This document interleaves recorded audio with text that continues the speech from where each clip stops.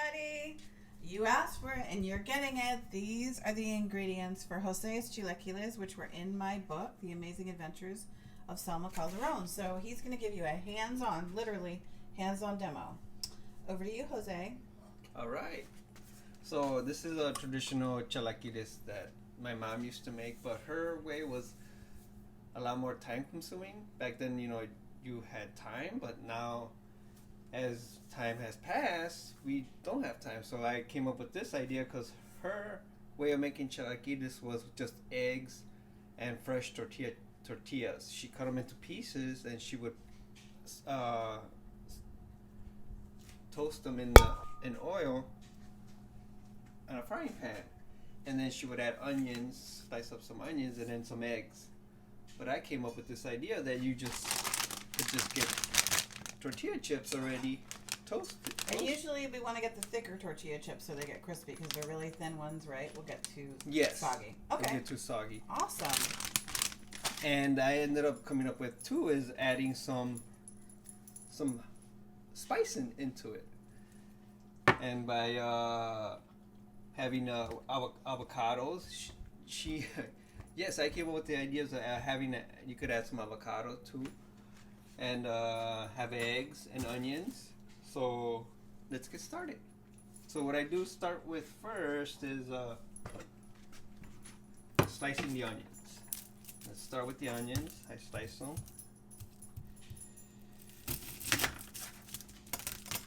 So on the onions, it's your preference how much you want and how big you want them or how small you want them. And my preference is either sometimes quarter size or half size.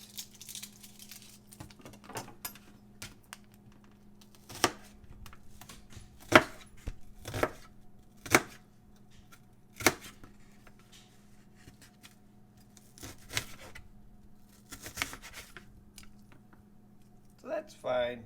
It depends on how you want them. My wife likes them. You like them big, right? Don't you? No, that's in sopita. I like them big. Sopita, she likes them big. Okay, so let's show them a one typical size of the way you do it. The way I pick do one it, up and show them one size. like this. And then remember that once you saute them, they tend to shrink. So okay, that's so another. we're gonna switch over so you can see it when it's complete, and then we'll get them in the frying pan. Okay, so here we are. I sliced two small onions. Depending on the sizes of onions you get, sometimes they're bigger.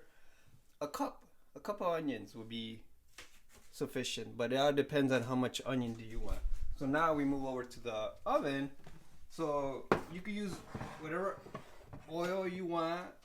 I played with different oils, but I ended up loving olive oil. But you gotta be careful with olive oil because you don't want to heat it too hot. But if you're a beginner, I recommend using either sunflower oil because it's a high heat and you don't have to worry about making a mistake of heating up too hot of an oil. So. But when you use olive oil, you see that Jose has a mild olive oil. A mild Don't olive oil. Don't use extra virgin or else it's going to taste too weird. strong. Yeah, it's going to taste too weird. Definitely weird. All right, so that looks like about 3 tablespoons of oil. For those of you who like measurements, we do a lot by intuition here. Yes. So then Jose is going to do what next? Now we let the oil heat up a little bit, not too much. You can see the height of the fire is at about a low medium. Yeah, it's a low medium. And the way you kind of know when it's kind of heated, you could just grab one onion and you hear the sizzle. There you go. It's ready.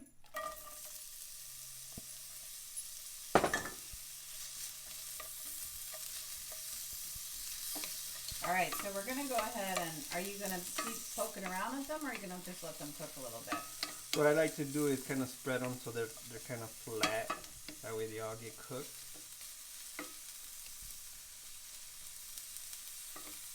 So you want to get them to where they're kind of a little brown and translucent, because that's what brings out the flavor. That's what adds the flavor to the chilaquiles. Okay, so we're going to come back once they're translucent and show you the next step. All right, as you can see, the onions are almost getting there. There's still a little bit more time, but that's the color you want your intentions are to get to. All right, so now we're gonna, as this is still sauteing, we're gonna move over here and get our sauce ready. And our sauce is what I like to do is add chipotle and add tomato sauce. And it's your preference on how much chipotle you want to add. But what I do is I pull one out, and what you want to do is take the seeds out, because the seeds are the ones that add the hotness into it. So I slice it open and I just scrape. And with all these things, whether you're cutting onions or the seeds, one thing, if you're not used to doing this, be really careful about washing your hands after and not touching your eyes. Yes, not touching your eyes. So my wife likes it spicy, and I still like it spicy too. I like it super spicy, guys, but we have to find a middle ground. Yeah. So I tend to add either 2 or 3. Yeah, which my wife will want 3. Which I'm fine with it, because when you add, when you eat it with avocado, it tends to cool it down a little. Cool it down a little. Or you could, I'm starting to add too now, is cream cheese too. A dab of cream cheese too you could add. Yeah, often people serve it with cotija cheese, this Cotija cheese, which is referred to in the book. So now we add the tomato sauce. So I'm adding half of this can first. All right, and how much is in that can? In the can, it's 15 ounces. Okay, so about a cup then. No, half a cup.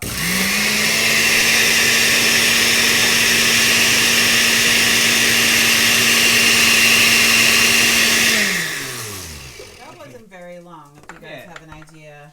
It blends pretty quickly. And then you could also taste it. You want to taste it, honey? Yeah, I do. I think we should open the chips too. Oh, now we get the chips. Oh my gosh!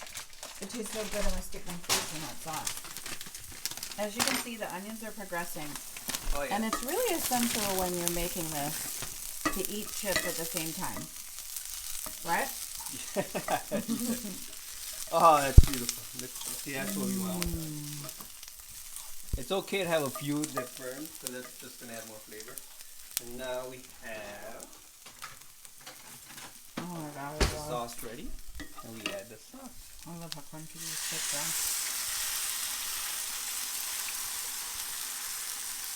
Yummy. I missed this. We haven't had it in so long.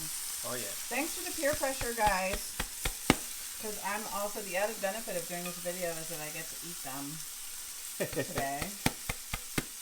And we're really excited to see if some of you actually cook these and see your pictures. So if you feel like it, do tag me on social, and if you make it, and let us know. And I'm sure Jose will be thrilled. Oh, yeah. He might even be able to share more of his recipes as an accomplished pastry chef as well. There's one other recipe I think that comes from you in the book. I can't remember right now, but even things that are not in the book. He has some signature dishes that will just rock your world, both savory and sweet. All right, now you see how he's blending it.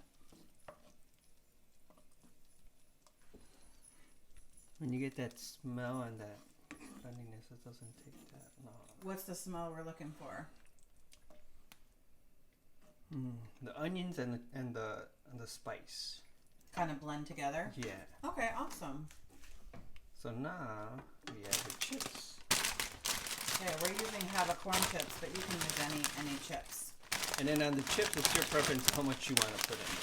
So as you play with this recipe, you'll find out how much onion you want, how big of an onion you want, how much sauce you want, how much spice you want.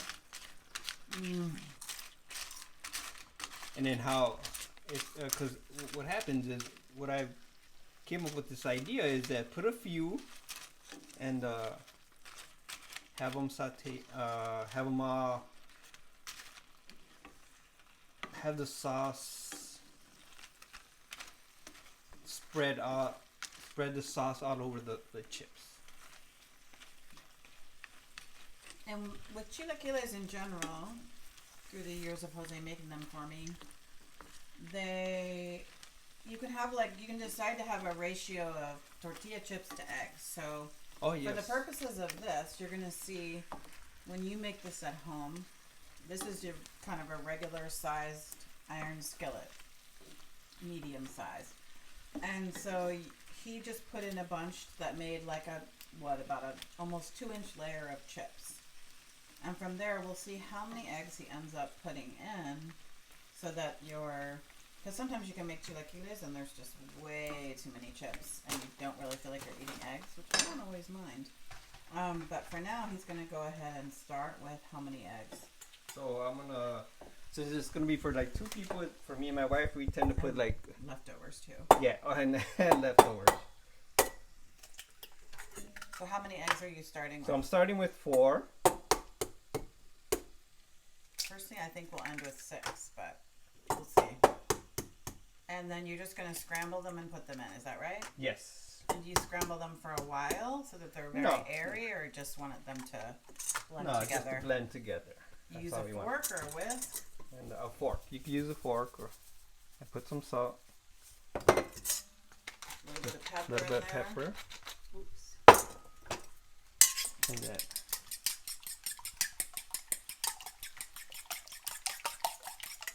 About that. That's fine. Okay. All right. Okay, so you're drizzling it all around, and is the fire still at the same level? Yep. Cooking with Jose means you don't put the fire on super high, which is a very practical thing to do. I tend to put the fires up really high, really fast when I cook. All right. All right. I think that looks good. Okay. Do you want more eggs, honey? What do you think? No, I think you're perfect. Yeah, so you could. I think it's perfect. It's your preference on how much egg ratio you want. So what I do now is I cover it, because you want. What I ended up liking is, and my wife liking too, is on the bottom, having it kind of burn, and it gives it that nice extra. So it's kind of like it's browned on the bottom. Yeah, so it's kind of like almost like a frittata on the bottom. All right, so how long do we have it covered for? So I tend to kind of, and now we could lower the heat, and then you could have him as long, depending on your oven, because every oven is different. And if you have a glass cover, which is awesome, then you could see as it is cooking, how much cooked do you want it. I tend to at least leave it for a nice, probably like 5-6 minutes. Okay, awesome. So you want to set the timer? And you can see inside, it's just sort of gently bubbling. And we'll be back once it's ready. Okay, so now that it's still cooking over there, I'm gonna give you pointers on how to pick good avocados. So when you pick avocados, you want to pick avocados that still have the little stem on top, because what happens is that when you pick some avocados without the stem, so when you bring them home, and if they're ripe already, you cut them, it tends to be black right here on the top. So when it still has the stem in there, it keeps the whole avocado fresh. So when it comes to picking an avocado for you're eating chilaquiles or whatever you eat, you want to pick ones that kind of give in a little. They're not too smushy and they're not too hard. Like, for instance, this one. This one's kind of harder. You want your avocado to be ripe when it feels it gives in. So, but not too much, because when I went to pick them last night at the store, there were some that were like almost hollow. They were rotten. So let's open this up and see if you think it's going to be green inside. Yeah. Oh, and another way too is if you get avocados that are still green and they're still hard, and you want to speed up the ripening process, put them in a paper bag, and see and close it. Okay, so now we take the little stem off. And then we cut from the top.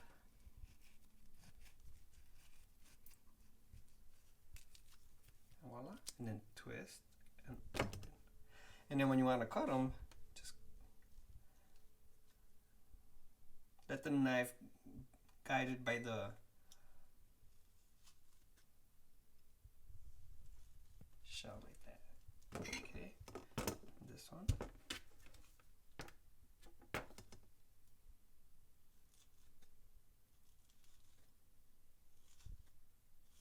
And there you go. And your avocados are ready. And then you just scoop them out, put them on your plate. All right, we got the 1 minute warning over here. There's only 34 seconds left. So do you want to check it, open it and check it? There we go.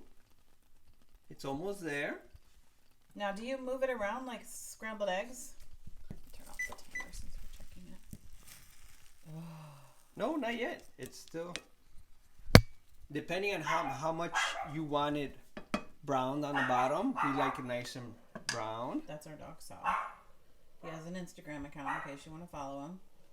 All right, so we're going to close it up. All right. So I ended up giving it another 2 minutes, which is, wow, there we go.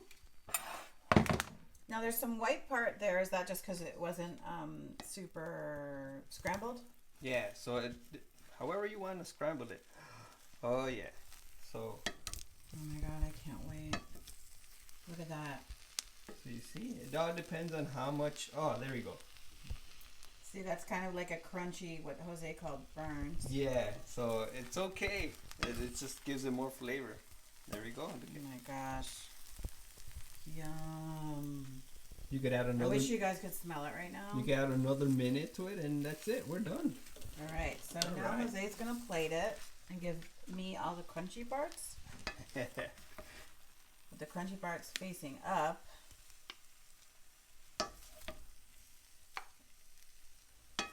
Oh my gosh, you guys, we're going to do a taste test. Now, we have a huge difference in the way we eat. Jose likes to let his food cool down because he says all the flavors blend better. Now, I, on the other hand, my mouth is watering. This has taken way longer than I thought, and it's understandable. But now you could add cilantro, and you could add, see, look how he cut them so nicely. They kind of like pop out. Pop some of those out. Okay, yeah. Get it from the top and then just Scoop it out. And of course, you always want to do just a tiny bit of salt right on those avocados, no matter what the. I don't ever salt his chilaquiles because I want to taste them first. So I'm going to do a taste test right now, you guys. Ooh, let's get a crunchy part. Well, I can get the crunchy part because it's not of it. So I got this one, and I should really get a little bite of avocado with it. Look at that. Oh my gosh, I think I want just a touch more. Okay, so there you go. Balance of avocado. Oh my gosh, I'm so hungry and excited. Get ready. Oh my gosh. Hold on. Oh my gosh, you guys. These are so good. Okay, now I have another. I got a really crunchy part. And some avo. Let's try it again. Oh, please.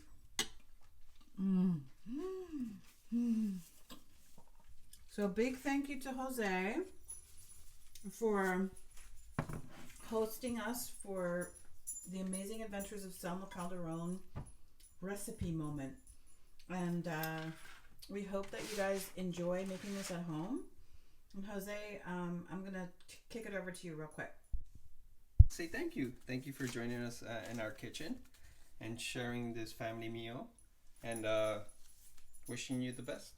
All right. Thanks, guys. Bye.